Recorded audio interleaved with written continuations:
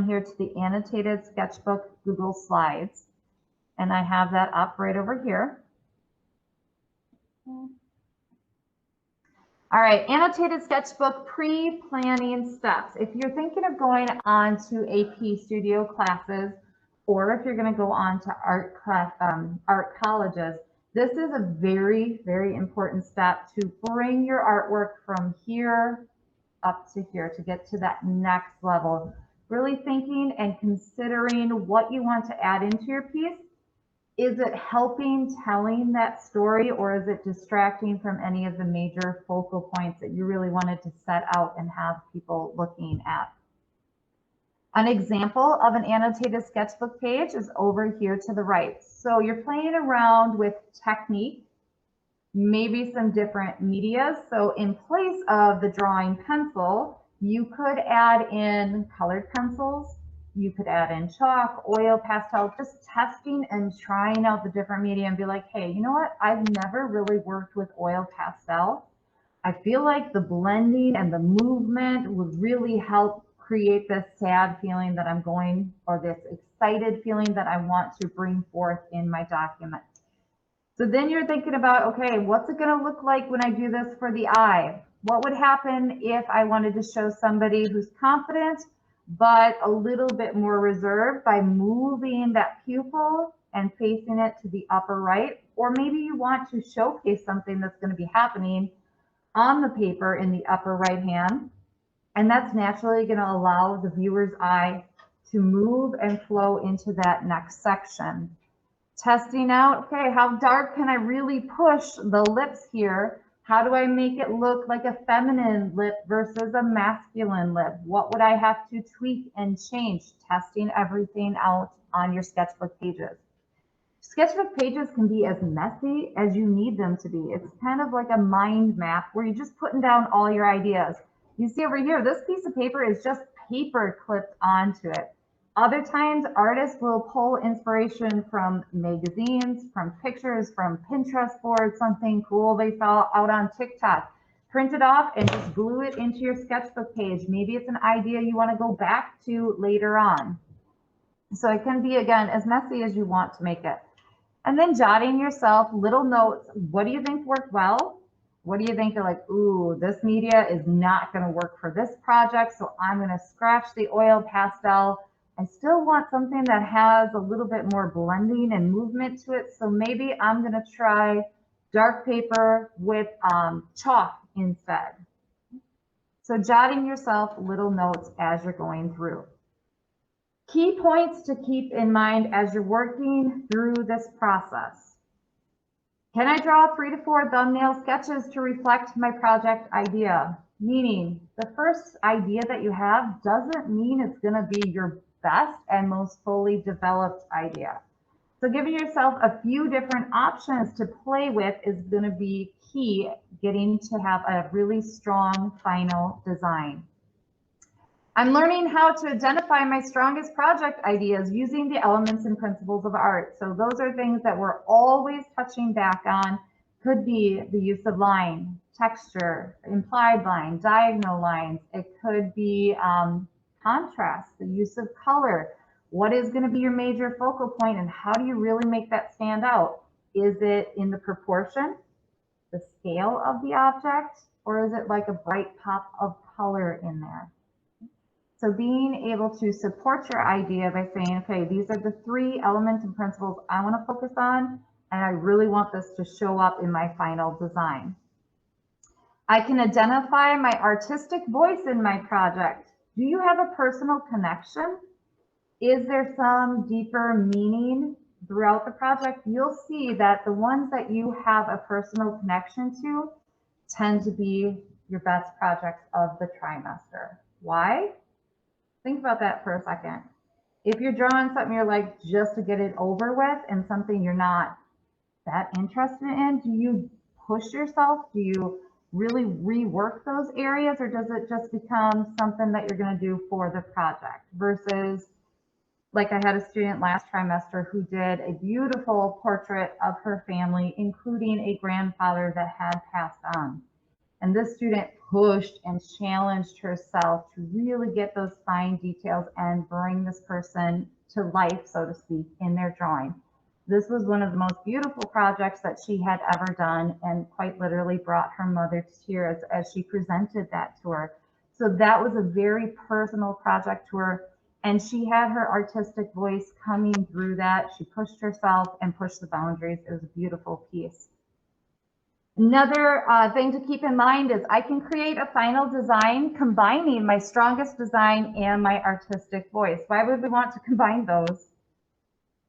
What's it going to do for you as an artist? What it's going to do for your project as an artist?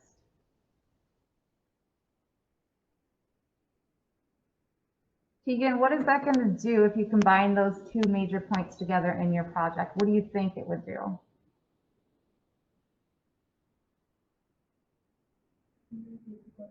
Wait. Sure. Of course. So right here, I can just create a final design combining my strongest design.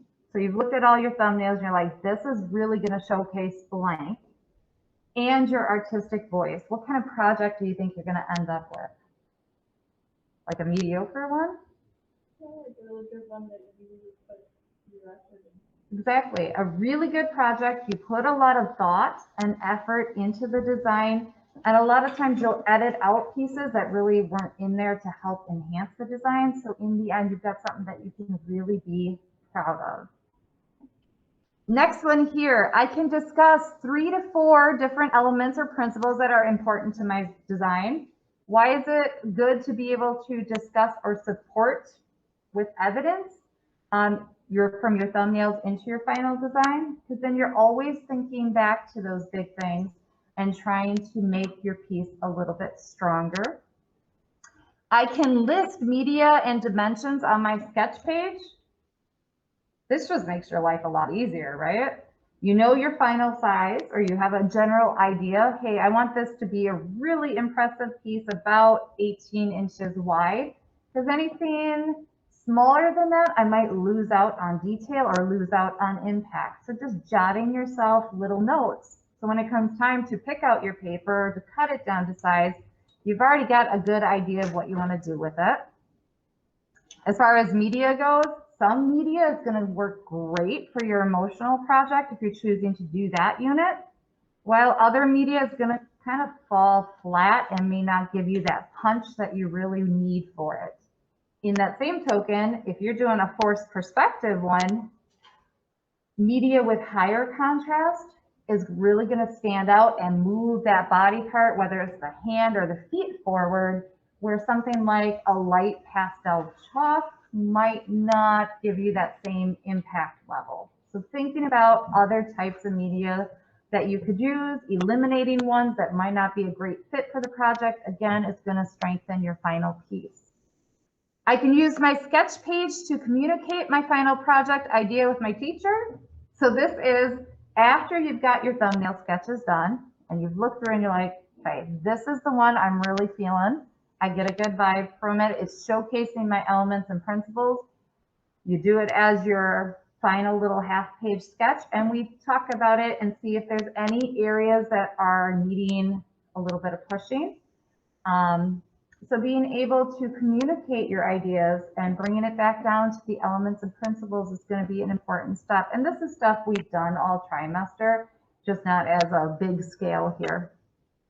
And then finally, I can be open to giving and receiving feedback. This is from day one all the way to the end. When you're showing your critique, you're talking about your piece and you're receiving feedback from peers.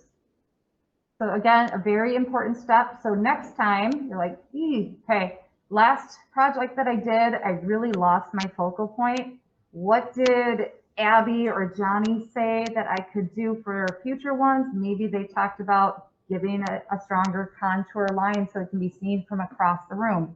And you're thinking about that from our printmaking unit, carrying it over to this next unit. Is that making sense to everybody so far? Okay. All right, so what does that look like in real life? Presenting my ideas to the teachers or other students, that's called an oral assessment. That's that old jazz singer response, call and response that we do. So we're just talking and it's all in the moment. One person's idea is not more important or less important than another person's idea. This is all just our own point of view and very subjective, really. I can justify my strongest project idea. I have the ability to be analytical about my own work, to see the strengths and the weaknesses, and be willing to hear if there is a weak area, what can you do to improve that? Being connected to your artwork will produce a better project in the end. Anybody disagree with that? Anybody kind of phone in a project before where you're like, I just got to get something done and you're not quite happy with the end result? I know I've done that. I'm sure you guys have done that too. So I really want you to have a personal connection to this, as this is our final big unit in here. I'm working towards developing the best possible design. Only makes you look better as an artist and have a stronger piece that you can defend. I can communicate the importance of visual aspects of my work, just being able to talk about your work and give and receive feedback. I understand that my sketch page is a way to organize my thoughts and materials to guide me to my strongest final project. Big mind map. Put your ideas down, come back to them, maybe put some aside if it's getting a little too chaotic. You just got to be able to edit through it. Being open to feedback can impact your future artistic projects. So things we've learned in units 1 and 2, how can you apply that to our final unit? And then giving and receiving feedback allows you to revise, edit, and clearly meet your artistic goals, meaning what did you want your focal point to be? What was the mood or the intention behind your piece? And is Eva able to feel that when she's looking at the piece, or is she reading it completely different because you added in a lot of bright and cheerful colors, although it was supposed to be a sad, emotional design? Is that making sense to everybody? Okay, good. All right, so what does it mean? Think of it as a creative document that contains written and visual materials. It's your mind map, your path forward for your strongest project. It is a place for researching, exploring, planning, and developing ideas. All about the perfection of the imperfection. Where you learn from other artists, so you can pull inspiration from other famous artists, or even artists that you find out on TikTok or Pinterest that you're like, hey, I really like their style of watercolor in kind of that tattoo style. I want to do something similar to that. I feel like I could tweak it enough that it could fall under the emotional portrait. Just brainstorm ideas, honestly. Okay, here's an example of annotation. Just jot yourself notes, cutting, pasting images, adding text about what your thoughts are. What do you like? What don't you like? Inspiration, ideas, materials, techniques. Evaluate as you're going along and making sure that you're hitting your artistic goals. What does it look like? Here's some other examples of what an annotated sketchbook page looks like. Cutting and pasting, just gluing it down, taping down pictures, and then testing it out with the media that you like. Maybe you want to try to do some kind of low poly designs in abstract colors. That would be really, really cool. But if you've never worked with that before, it can get a little overwhelming unless you break it down into smaller little sections. Here's another example. This would be for a watercolor design.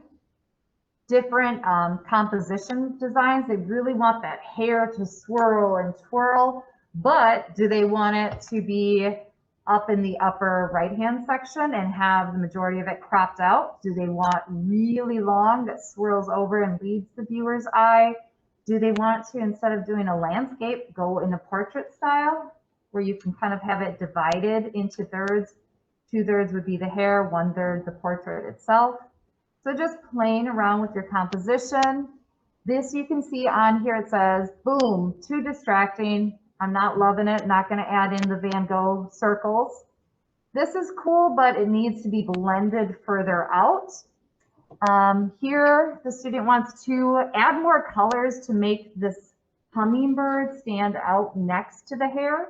So instead of all going natural colors, maybe they wanna hit it with a little bit of yellows, purples, blues, mixing that together.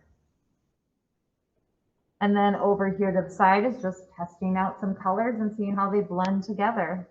I know in Elena's pointillism piece, she really spent a lot of time testing it out and making herself like a little cheat sheet where she's like, okay, this is the color I was going to use for the rock. So when I'm sitting at home working on doing the pointillism, I can pull that cheat sheet out and be like, this is the matching color and I'm good to go. I really like how that's looking. And I think in the end, Elena, with your pointillism piece, that really, really worked well for you because you ended up with a great realistic piece, which is hard to do using little tiny dots. All right, here's another example. This is just pulling inspiration from random places in real life.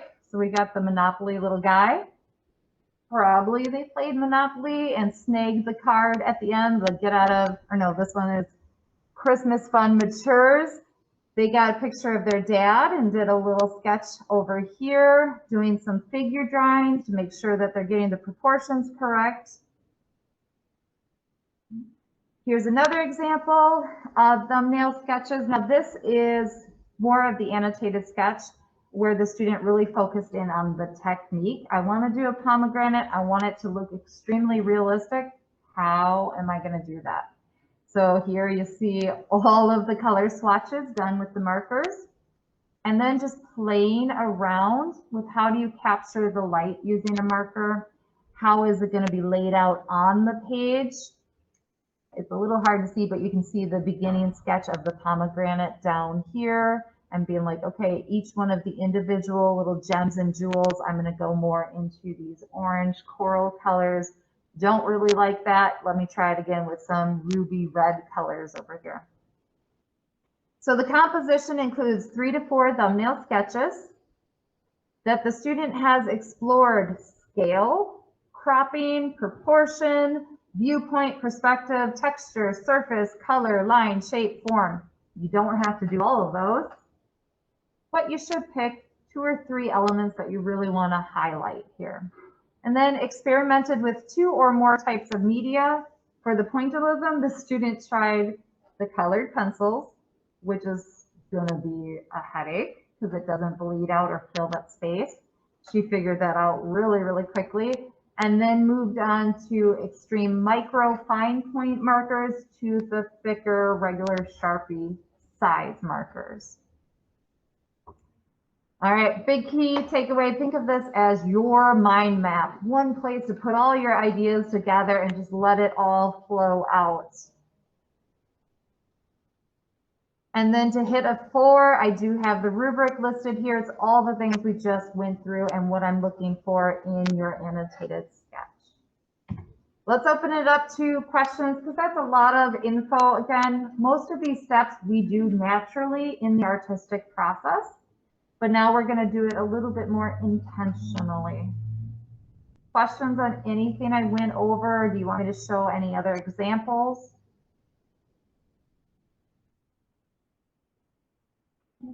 Virtual students, any questions on what I just went over?